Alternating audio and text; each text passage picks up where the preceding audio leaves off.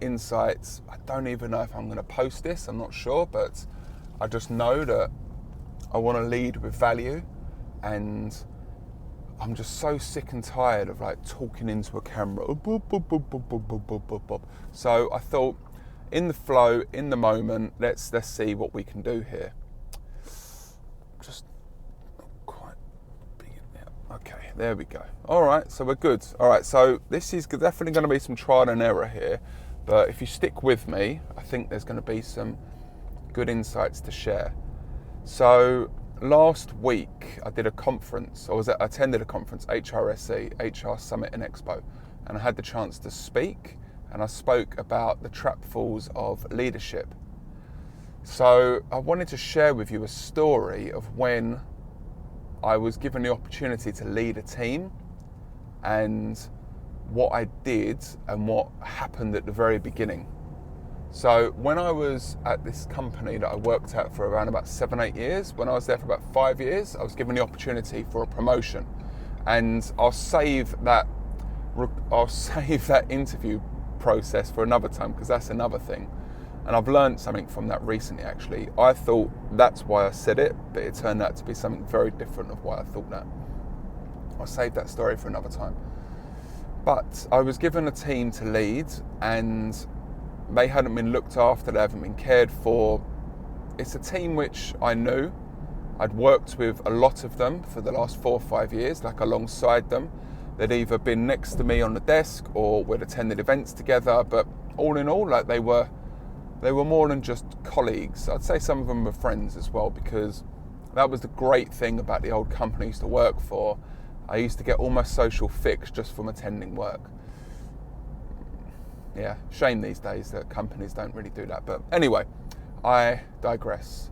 So, I was given a team which hadn't been looked for, hadn't been cared for, hadn't been supported. And what do I do at the beginning? Do I make these huge changes? Do I come in and say, this is going to happen, that's going to happen? No. What I had to realise very early on was that a lot of promises had been made to people in that team, and a lot of promises had been broken. These were the facts. So another person coming in saying, we're going to do this, we're going to make this change, they've heard it all before. Who am I to do that? So I need to start building trust. But also as well, I'm not going to be their best friend. For them to be able to achieve to their full ability, they have to get uncomfortable and things have to happen. Now, what had happened was there was a good core group of people. But some people can get on with work, some people take liberties. If nobody's watching, judge people by what they do when nobody's watching. So, people were coming in late, people were turning up whenever they wanted, leaving whenever they wanted, and I can understand it. Company wasn't looking after them, new managers were coming in here, there and everywhere, no one was there to support them, so I get it, okay? So let's draw a line under that. So what I did in the first week, along with sitting with each person, and I'll go through that in another episode, sitting with each person and speaking with them and understanding more about them, a lot more than just being a colleague in the office, like going into a deep discussion. What I did was I observed for a week, and I observed how they were behaving, what they were doing. I wasn't spying on them, I was observing, okay?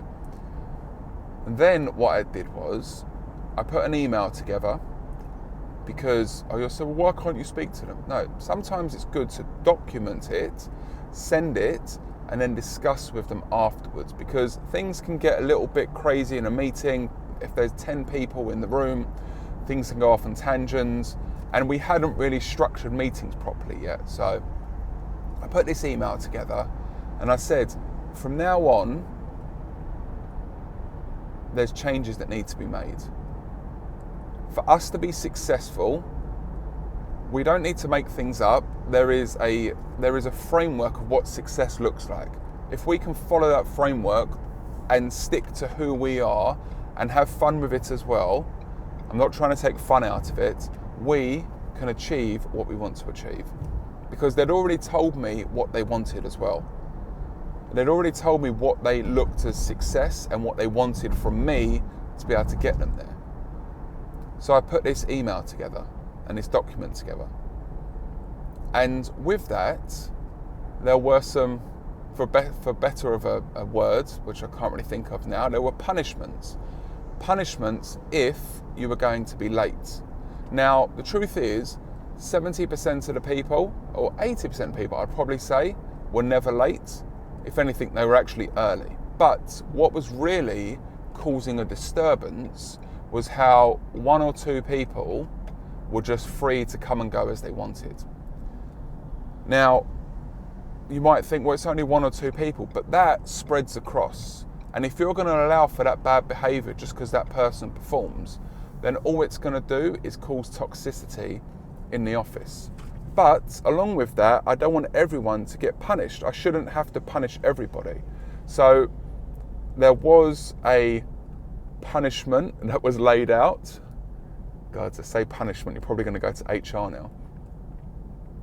And what happened was the laws were laid out, okay? So now they come into the office, people start being late. I think that they think that, hey, I'm not good to my words, I'm just going to let you get away with it again. Now, you want to know what some of these punishments were? Right, so it was called a bag of chance, and I had two bag of chances. And again, I'll speak about this in another video. One was on product knowledge. You'd pick something out of the bag and randomly you'd have to talk to me about the product.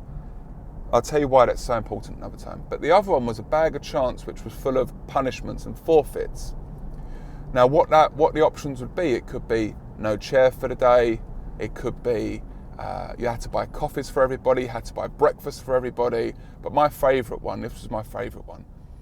If you were late, you would have to go up to every single person in the office and apologise to them for being late, because you're not setting the right tone. You're not setting the right tone. People now are going to be looking at us and we are going to be the pace setters. Now, who wants to do that?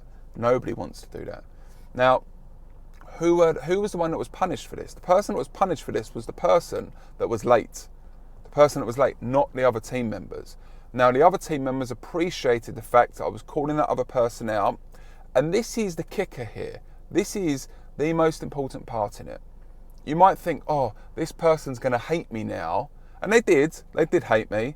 They hated that they loved that I was doing this to them, because they wanted accountability. They wanted to be called out. They wanted to be challenged. They wanted somebody that was going to support and guide them and get them to where they wanted to be.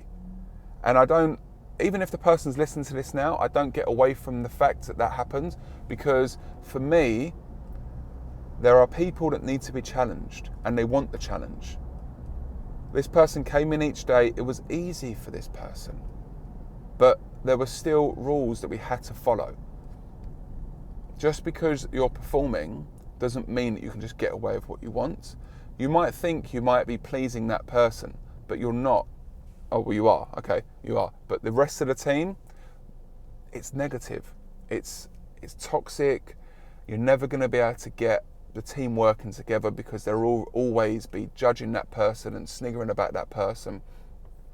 But they appreciated that I did that, called that person out, and that other person appreciated that I held them accountable and challenged them. So if you're thinking of doing some drastic things, you're not there to be liked. You're there to get the best out of the team. As much as I want a social environment, I want to have fun, I want to do fun things, it can't always be like that. I heard Will Smith's voice in my head there. It ain't always going to be like that. But from that, we started to build a team that respected each other, supported each other.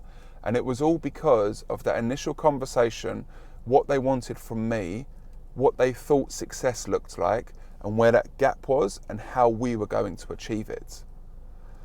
So I don't want these podcasts to go on too long. I think around about 10 minutes is enough. But let me hear your thoughts on this, because for me, this was my first leadership role and I was learning on the job. But It's not just about how I want to be treated. I had to understand the dynamic of the team and how I could get the best out of them. So this is Turning Point, Sales and Leadership in the Car. Thank you for joining me. This will be the first of many, and I'll see you soon.